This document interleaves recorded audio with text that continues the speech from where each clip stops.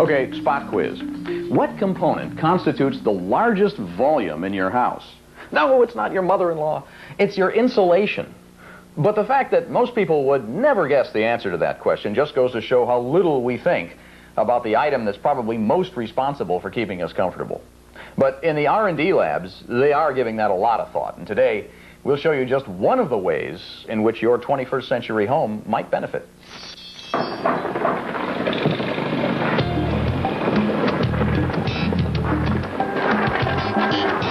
Insulation is one of those products that people don't give a lot of thought to because it's out of sight, out of mind. You don't see it. Yet it's a very important product as far as acoustics and privacy, safety, whether it burns or not. And it also makes up a large volume of the part of the house.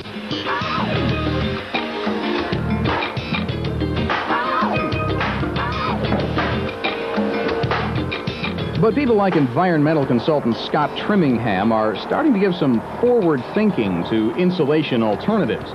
One of them he calls a cementitious blown-in foam. And that's not as complex as it sounds. Basically, we're making cement that's ultralight cement that has a lot of air in it. The main component of the cement is magnesium oxide, a mineral extracted from seawater. And Glenn Odegaard is the West Coast manufacturer. The two main components are cement and the foaming agent.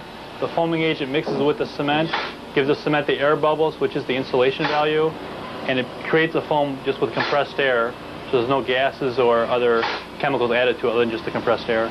Odegaard says his foam, called Aircrete, insulates just as well as fiberglass with an R factor of 30.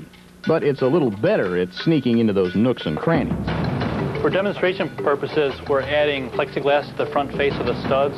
Typically, we staple a screening material to the front face, and that retains the aircrete in the cavity until the drywall or plaster is installed.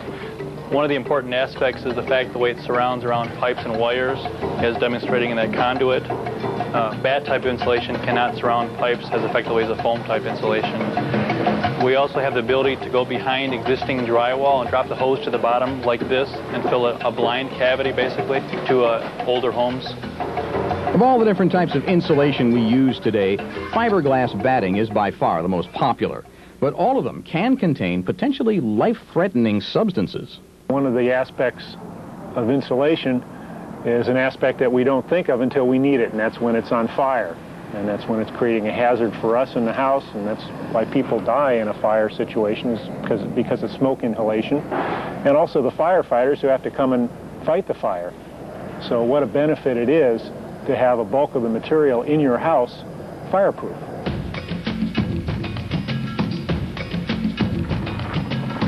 And not only does Aircrete not burn, why, it's given up smoking altogether. This is the Aircrete insulation in its finished form. Because it's cement-based and inorganic, it's totally fireproof and produces no smoke whatsoever. We'll demonstrate by burning a penny on the product. And again, no smoke or fumes are being produced. The penny is melted. You can touch the Aircrete with your bare hands. With apologies to the Federal Mint, that's worth a closer look.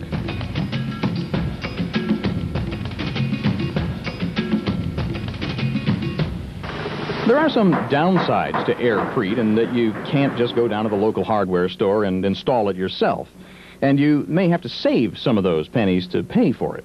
The Aircrete is more expensive, and percentage-wise, I would say it's probably, guesstimate, maybe 3 times the cost of the fiberglass and the cellulose. But I think for health reasons and we'll see. We'll see how it goes in the future. Right now, even some of the insulators are trying to get away from the fiberglass and go more to the cellulose, and who knows where they'll go from there.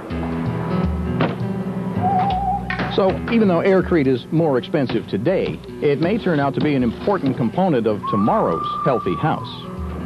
People are definitely becoming more and more aware of their indoor and outdoor environments. They want non-toxic products, paints that don't fume, carpets that don't off-gas, insulation that doesn't burn, and that's the way we're headed.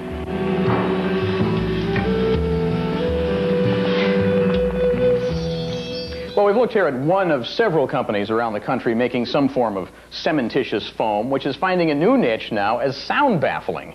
In fact, it's already been installed behind the scenes, so to speak, at places like the Musicians Institute in Hollywood and Neil Young's studio in Santa Cruz, California.